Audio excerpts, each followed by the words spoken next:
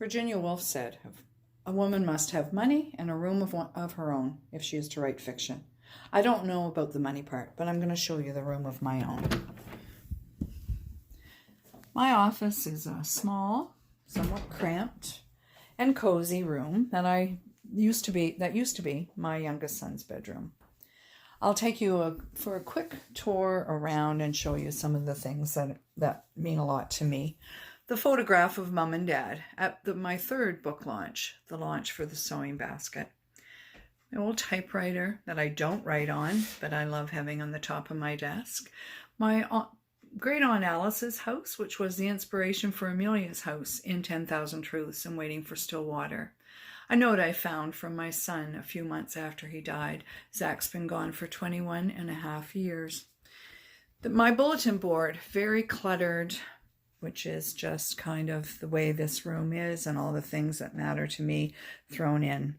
The Monkees. I was a huge fan of the Monkees in the 60s, and I made my character Ruth in the Sewing Basket a Monkees fan. I am called Monkey by two of my granddaughters, so I have a monkey on my desk to keep me company. I have some yellowed newspaper articles, boxes of books, my inventory I take to the local farmer's market or have available if anyone happens to stop by to buy a book. All 9 copies I keep on hand. 9 of my published books between bookends made by a former student, Jody, after we read the Mrs. Frisbee and the Rats of Nim, a book I always loved reading to my grade 4 classes. November 2020, a year we'll not soon forget, and the month that we're currently in, that we're embracing.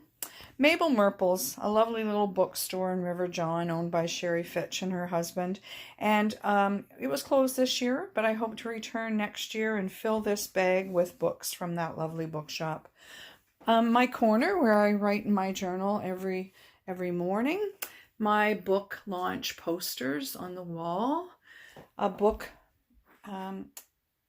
mug rug made by my friend Kate Thornhill, a beautiful rug hooker that now lives in Newfoundland. I don't put my coffee on it. I put it on this little coaster, which I believe to be true.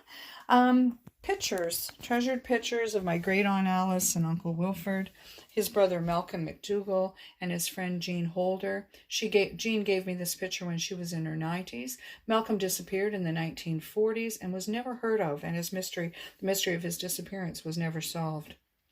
Out my office window is you can see the pasture and our contented cows on this cold November day.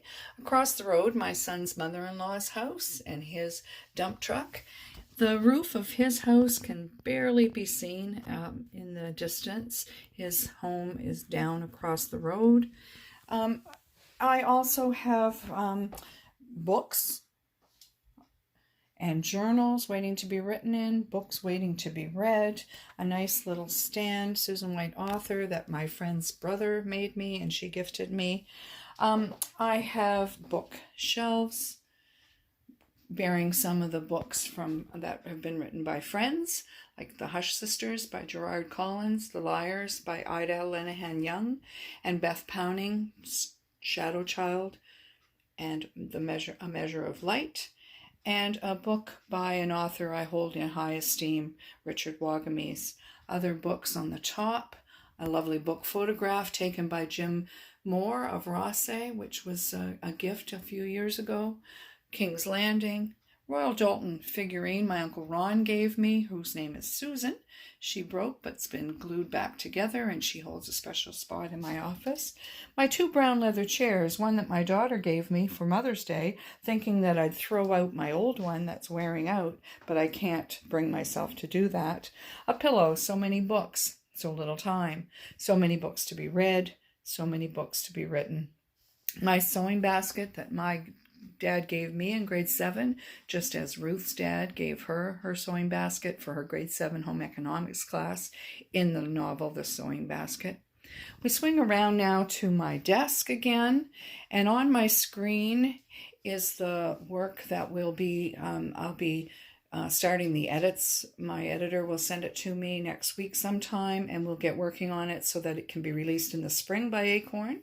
It's a young adult novel called Skyward. I'm looking forward to getting back to work on that, so I'm spending a little bit of time with it this afternoon.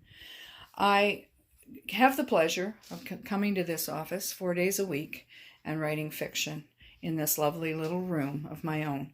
Thanks for visiting me this afternoon. Bye.